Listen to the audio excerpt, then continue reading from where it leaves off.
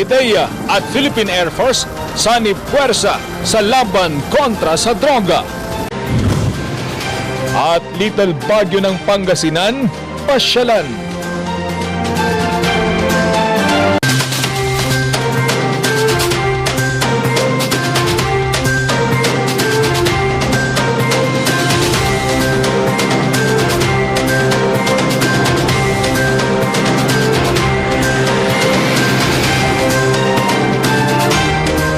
Live from the studio of RNG Luzon, this is Luzon Headlines. Magandang hapon, North Luzon. Hatid namin ang mga may init na balita.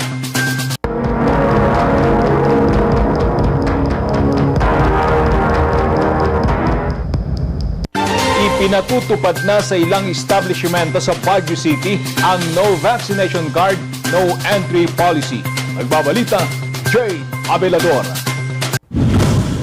Kamakailan lang, hiniling ni Pangulong Rodrigo Duterte sa mga barangay captains na limitahan ng paggalaw ng kanilang mga residenteng hindi pa bakunado. Ito ay dahil sa pagsipa ng mga kaso ng COVID-19 sa unang linggo pa lamang ng taon. Kasunod nito, may ilang establishmento na sa lungsod ang nagpatupad ng No Vaccination Card, No Entry Protocol. Isa na rito ang Maharlika Shopping Center. Ipinagbawal rin nila ang pagpasok ng mga 17 years old pababa. Sang-ayon ng ilang residente ng lungsod sa ipinapatupad na polisiya. Makakatulong daw kasi ito upang mahikayat ang ilang hindi pa bakunado na magpabakuna. In my opinion, I think it is a good move to require vaccination cards or vaccination certificates before entering establishments to lessen the cases of COVID-19. But my only concern here is that not all the citizens of Baguio is not yet vaccinated. So they cannot buy their essential goods and items, yung mga pangangailangan nila. So that's my only concern. So I think it's still a good move, but it has to be flexible and sana mapabilis yung pag-vaccine ng mga tao. Of course, before we go to the establishment, we need to get vaccinated or have a proof that you are vaccinated. As part of the community, we are responsible to each other, and even in this kind of time, which is COVID-19 has brought to us destruction, worldwide economic crisis, and of course our health is very important. And then we are dealing now to those who are vulnerable, and then we are part of the solution. So I would suggest that before we go to the establishment, before we enter, we need to be vaccinated, and I encourage also the people who are not yet vaccinated to get vaccine. As I said a while ago, as a part of a community, we are responsible to each other. Mula January 13, 2022, nasa 265,889 na ang fully vaccinated sa Baguio City. Jade Abelador para sa Luzon Headlines. Naging matagumpay ang pilot testing ng self-administered antigen test sa Baguio City, pero duda pa rin ang Department of Health sa paggamit nito. Magbabalita, Charles Limon. Matagumpay daw ang self-test antigen sa Baguio City. Doon sa ating antigen test na nangyari kahapon, nagkaroon tayo ng pilot test sa 3 barangay. Pataas ang positivity rate natin. Maabot siya ng around 30 positivity rate sa antigen test natin. So, we're expecting na talagang ganoon talaga. Hati naman ang opinyon ng Department of Health at FDA tungkol dito. Ito'y dahil sa posibilidad ng false negative na resulta ng antigen o maling paggamit. There are some factors that would actually affect na magiging negative po siya. So hindi po natin siya talagang masyadong ina-advocate unless of course may mga controls po tayo na gagawin. For example, kung negative yung result, still hindi po natin siya i-accept as negative. Especially kung sila po ay may mga contact sa isang positibong kaso. Sa ngayon, Hindi pa inaaprobahan ng FDA ang application ng dalawang kumpanya na nag-a-apply para sa EUA ng antigen self-test kit. Pero ang Baguio City, binigyan na ng basbas ng National IATF. Hindi naman inaalis ng DOH at FDA ang pag-asa na makatulong ang antigen self-test kit para sa pagdiskubre pa ng mga karagdagang mga kaso. Kung merong false negative at positive naman talaga yung tao, ang mangyayari po, may false sense of security, lalabas po siya, akala niya negative siya. Pag false positive naman po, magkakaroon po ng unnecessary panic. At malamang-lamang pa ay mapuno po yung ating, pupunta po sila sa hospital o sa isang healthcare worker na hindi naman po kailangan. Plano ng pamalang lungsod at DOH na balangkasin ang guidelines sa paggamit ng self-test. Charles Nicolimon para sa Luzon Headlines. Samantala, sa pulsa camera ang pagtimbog sa isang suspect sa panggagancho sa ilang flower vendors sa Baguio City. Ang buong detalye sa report ni Charles Limon.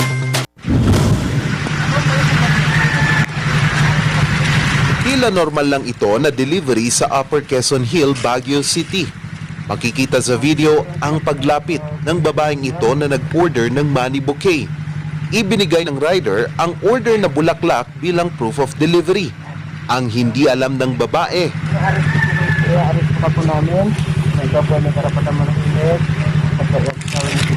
Ikaw po may karapatan po ng hilit, ma'am. isa pala itong patibong. Ito ang isinagawang entrapment operation ng Regional Anti-Cybercrime Unit ng Cordillera laban sa suspect na umano'y nag-o-order ng money bouquet at magbibigay ng peking payment receipt. Yung una kasi nagpa-errand na siya ng mga gamit. Then after that, nung nabili na nung victim yung mga items, nag-send siya ng fake na resibo ng Western Union through Messenger ng Facebook. Tapos yung resibo na yun, nung chinek nila, wala pa lang talagang ganong reference number o transaction number na ganon sa kanila. So ibig sabihin, walang pera na pumasok sa pangalan nila. Nag-order na naman tong si suspect sa kanila, bouquet of flowers naman. Ay, bouquet of money bouquet. Ngayon, nung nag-order siya ng money bouquet, doon na nagreklamo si complainant dito sa amin na kung pwede nagpapatulong na ma-entra. Ayon sa Anti-Cybercrime Unit, hindi bababa sa siyam ang nabiktima ng suspect gamit ang peking resibo. Isa na dito si Aling Estela. Kwento niya, nag-order ang suspect sa kanya ng money bouquet. Aabot sa 6,000 piso ang natangay mula sa kanya. Ay, nabubwisit ako. Sabi ko, ang gaganda ng usapan natin, kanyang ginagawa mo. Hindi naman ako manglulukong tao. Buhat noon, December 30, 31, 1, 2, 3. Ayun, sunod-sunod ng scam sa mga online sellers. Ganon din ang modus operandi nila. PK yung resibo, Cebuana at saka yung Palawan. Tinignan ko kasi yung Palawan ko sa bahay na resibo. Parehong-pareho dun sa Senate na kung sabi ko, mangluluko pala to. Bakit napipiki pala ang mga resibo ng Cebuana at saka Palawan? Isa din sa mga nabiktima si Precious, kaya't ikinasa na ang entrapment operation. So kami yung parang nakipag-transact, in-add nila kami na admin doon sa page nila sa La Union. And then gumawa po kami ng money bouquet na totoo, pinicturean po namin, sinend namin sa kanya. Tsaka yung peke na money bouquet, yun po yung ginamit namin sa entrapment operation. Kuha niya po is 23,200. Yun po yung na-scam niya po sa amin. Sinikap ng news team na makuha ang panig ng suspect pero tumangging magbigay ng pahayag sa harap ng kamera. May payo naman ang mga vendor para wala nang magaya sa kanila. Tignan nyo mabuti yung resibo nyo, huwag yung ibibigay yung item o i-deliver yung item o ano man yan, i-check nyo muna sa mga remittances kung yan ay may laman. Kasi delikado na maraming nagpipeke ng resibo. At saka huwag kayo maniwala sa rush order, lalo na sa gabing transaction o madaling araw na i-deliver. Magtaka ka na yan kasi baka scam na yan. Sa ngayon, sinimulan na ng Regional Anti-Cybercrime Unit ng Cordillera ang malalimang investigasyon sa nasabing kaso. Paalala naman ng pulisya, maging mapanuri sa bawat transaksyon na nangyayari online. Charles Nicoliman para sa Luzon Headlines. Patay naman sa loob mismo ng tanggapan ang District Revenue Officer ng BIR Ifugao. Magbabalita, Ran de Guzman. Patay na nang matagpuan kahapon sa loob ng kanyang opisina sa Bureau of Internal Revenue o BIR Lagawi, Ifugao, ang Revenue District Officer na si Attorney Arlan Lumasok Davis, 45 taong gulang at residente ng Alapang La Trinidad, Benguet. Itinawag ito sa Lagawi Police ng kanyang kasamahan sa BIR Lagawi na si Fernando Bahatan. Report po, may na-receive po na report na gano'n na meron daw pong gano'n sa BIR office. So, rinespondahin po ng police natin po. May tama ng baril si Attorney Davis. Hindi pa matukoy ang kalibre ng baril. Inaalam pa ng mga pulis kung siya ay binaril o nagbaril sa sarili. Hindi po natin rinurule out kagad yung ganun. Kaya po magkakandak po tayo ng mga investigation na hindi po yung basta-basta na i-rule out natin na ganun po, ma'am. Under investigation pa rin ang status para pag-complete na po lahat ng kinandak natin na investigation, doon po natin masasabi o kung ano po yung mga ano po yung parang result ng investigation po. Nagpaabot naman ng pakikiramay ang ilang netizens sa mga naulila at kaanak ng namatay. Inaantay na ang resulta ng investigasyon bago magbigay ng pinal na report ang PNP. Randy Guzman para sa Luzon Headlines. Susunod, PDEA at Philippine Air Force sanib puwersa sa laban kontra sa droga. Yan at iba pang balita. Abangan!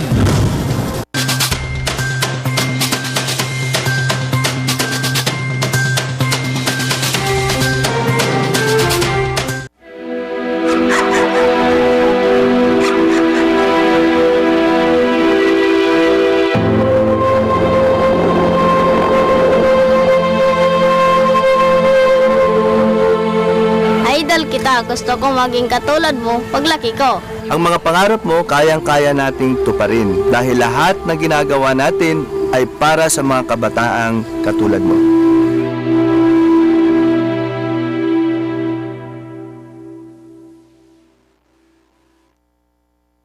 Hello, good morning, TG Home Builders po. TG Home Builders po? Yes po, sir. Sir, paano po umorder online ng mga hardware supplies? Yes po, sir. Madali lang naman pong mag-order through our Facebook page po. Punta lang po kayo sa facebook.com/tghomebuilders at i-message nyo na lang po kami doon at meron lang pong sasagot sa inyo. So, meron po tayong indoor, outdoor, tsaka meron din po tayong for kitchen, for bathroom, at mga lightings po. Sir, ang TG Home Builders po ay isang tindahan na nag-offer po ng mga finishing material.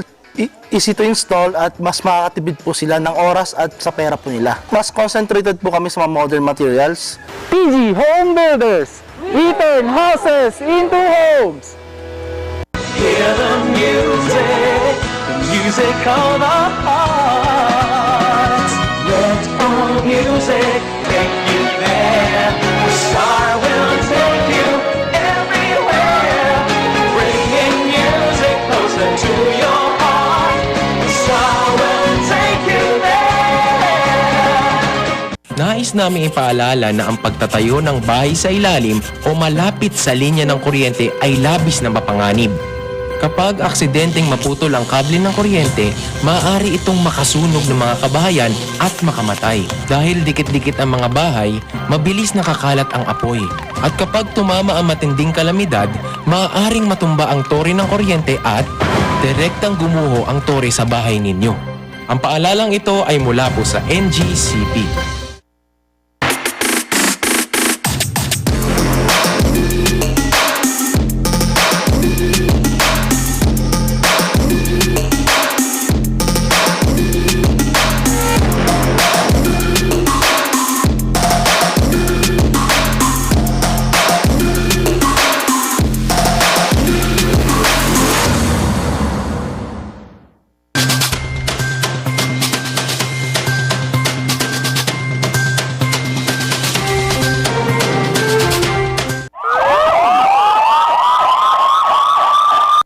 lalong mapalakas ang laban kontra sa droga.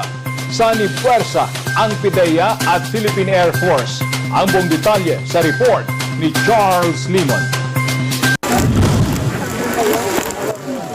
Sa patuloy na kampanya ng PIDEA Cordillera laban sa mga plantasyon ng marijuana, naasahan pang mapapalakas ito ngayong taon sa pakikipagtulungan ng Philippine Air Force.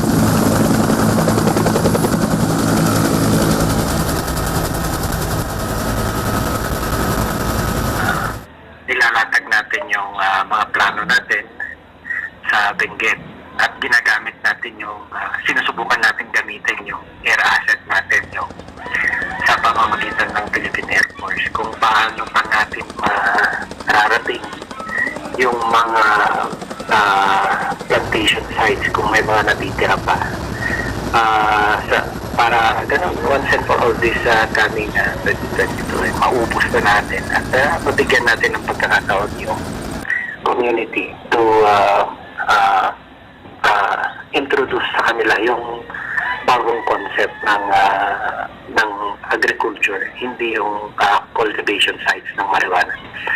Dahil dito, umaasa ang ahensya na mapapalakas pa ang reconnaissance sa mga pailan-ilan pang mga marijuana plantation sa Cordillera, gaya na lamang sa Kibungan Benguet at kabundukan ng Tinglayan, Kalinga.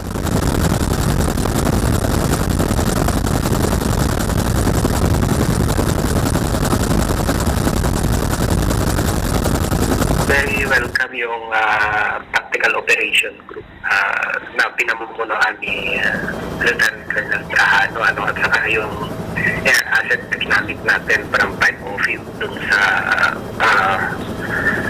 Clark ng Bicol. All out support naman sila kasi ito yung marching order actually ng Presidente. Kasabay ng pagsasagawa ng reconnaissance ang walang humpay na eradication operation ng ahensya kasama ang PNP at mga LGU. Dito, inaasahan ng PIDEA ang maigting na pagtutulungan ng iba't ibang ahensya sa kampanya kontra droga.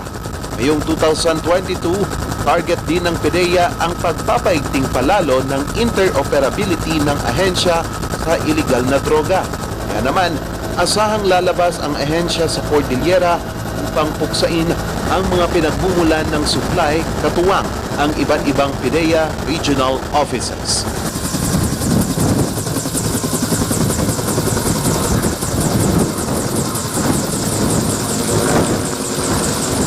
Charles Nicolimon para sa Luzon Headlines.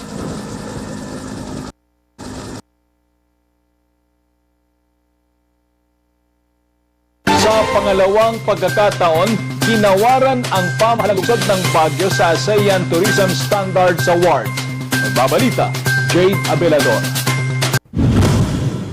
Ang ASEAN Tourism Standards Awards ay ginagawa upang kilalanin ang mga nagbibigay ng serbisyo alinsunod sa mga pamantayan ng Quality Single Destination. Inumpisahan ito ng mga miyembrong estado ng Association of Southeast Asian Nations o ASEAN. Kinikilala ng parangal ang pagsisikap ng mga grupong nagtatrabaho upang mapanatili ang Principles of Sustainable Tourism. Isa sa mga kategorya nito ay ang ASEAN Clean Tourist City category. Sa pangalawang pagkakataon, pinarangalan ng Baguio City bilang ASEAN Clean Tourist City Category Awardee. Ibinibigay ang parangal na ito kada 2 taon. Una itong natanggap ng lungsod noong 2020 to 2022 season. Ang parangal na ito ay ibinibigay sa mga lungsod na nakapagpaganda ng kanilang mga pampublikong lugar, environmental sanitation, at pag-unlad ng kanilang man-made natural resources. There's one category for cities, tourist cities. Pero particularly, it's called the Clean Tourist City category. Kasi nakafocus siya on the cleanliness and yung environmental management of a tourist destination. So, doon tayo nanalo sa category na yung Clean Tourist City. And we got this already second time, no? Parang back to back. So we got it last 2020 and then again this year for 2022. Nakatakdang ganapin ang awarding ceremony para sa 2022 ASEAN Tourism Standards Awards sa January 19, 2022. Gaganapin ito sa Soka Beach Resort sa Kingdom of Cambodia. Bagamat hindi makakapunta ang Philippine delegation sa Cambodia dahil sa surge ng COVID-19 cases sa bansa, isa itong parangal na ipinagmamalaki ng Baguio City. Unfortunately, yung DOT National Office sa Manila, nagbigay sila ng advisory na yung Philippine delegation hindi muna pupunta because of the surge nga in cases. Inaalam pa namin kung may online awarding. But I think they will push through with the ceremony in Cambodia. Matatandaang ang Baguio City din ang kauna-unahang lungsod sa bansa na hinirang ng United Nations Educational, Scientific and Cultural Organization o UNESCO bilang UNESCO's Creative City, sa ilalim naman ng Crafts and Folk Arts category noong 2017.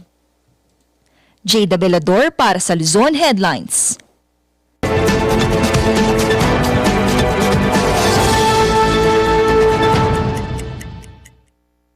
Ano ang effect ng reappearance ng isang tao na na-declare na presumptively dead?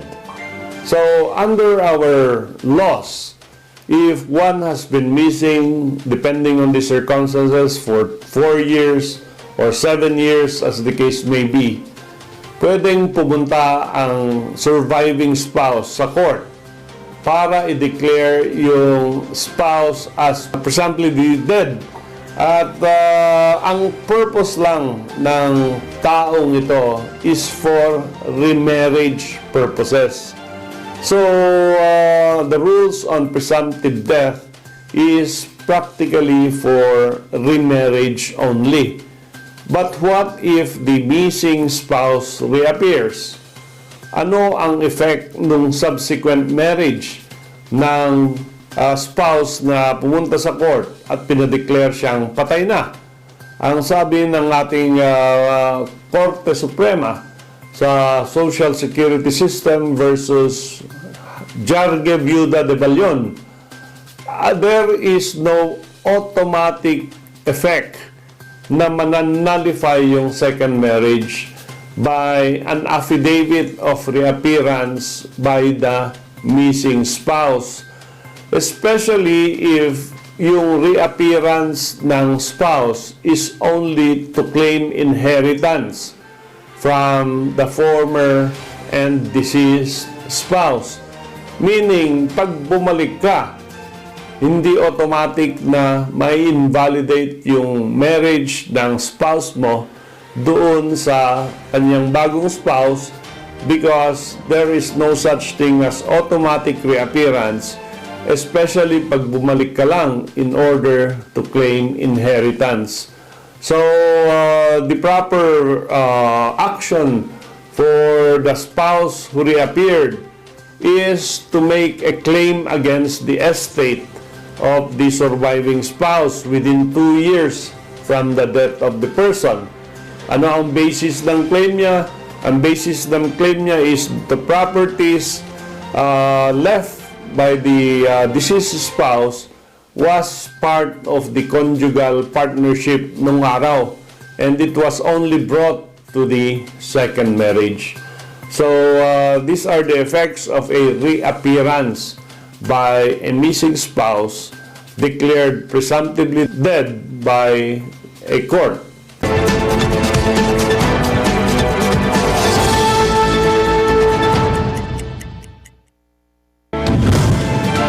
Susunod, binansagang Little Baguio ng Pangasinan, pasyalan.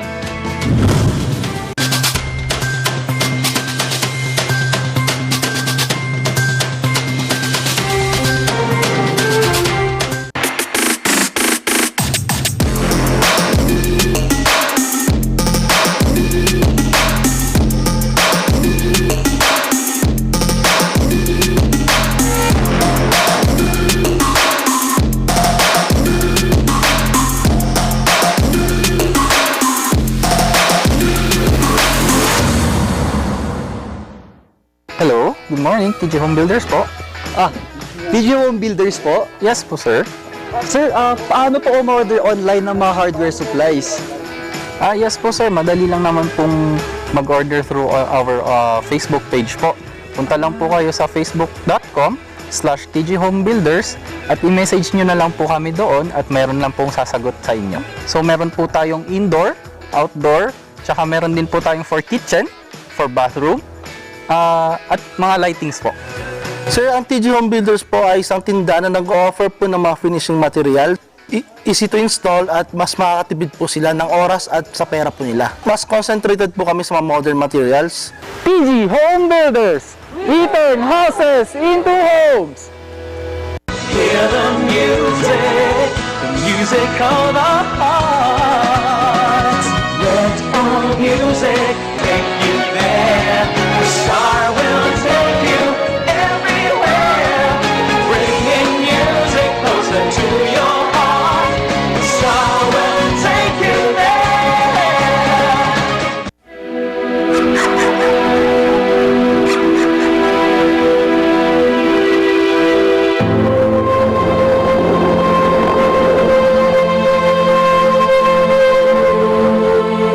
Idol kita, gusto ko maging katulad mo paglaki ko. Ang mga pangarap mo, kayang-kaya nating tuparin dahil lahat na ginagawa natin ay para sa mga kabataang katulad mo.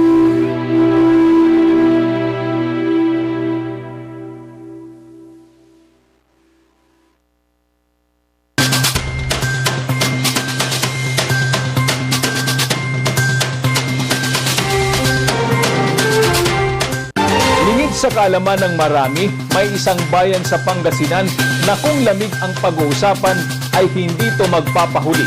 Matatagpuan din dito ang mga gulay at prutas na dinarayo sa Baguio at Benguet. Pasyalan yan sa kwento ni Randy Guzman.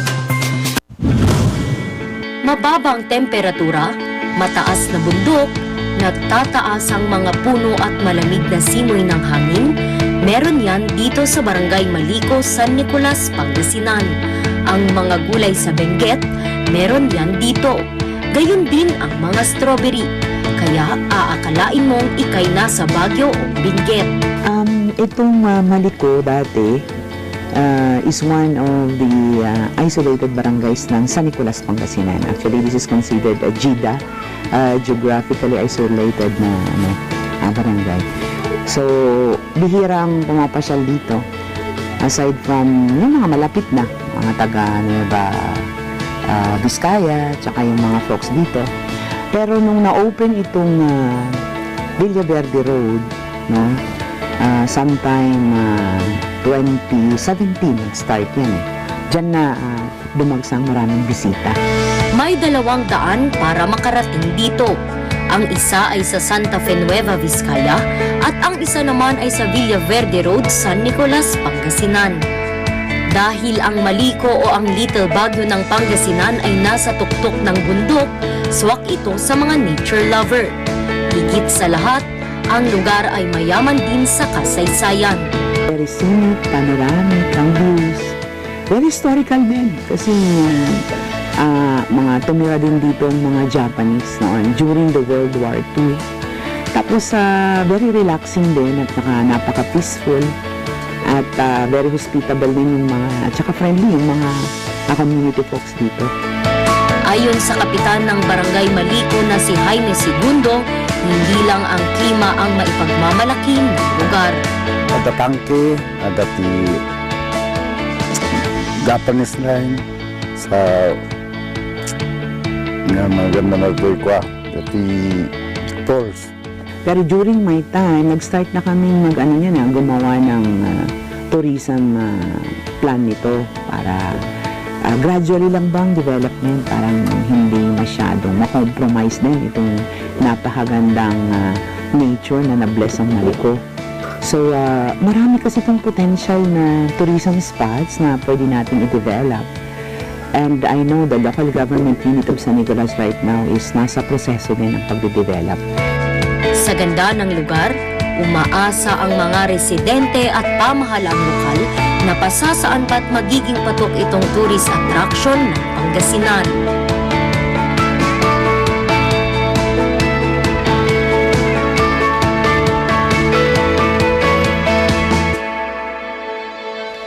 Wendy Guzman para sa Luzon Headlines. At yan ang mga balitang nakalap ngayong araw. Maraming salamat at muli, magandang gabi po sa ating lahat.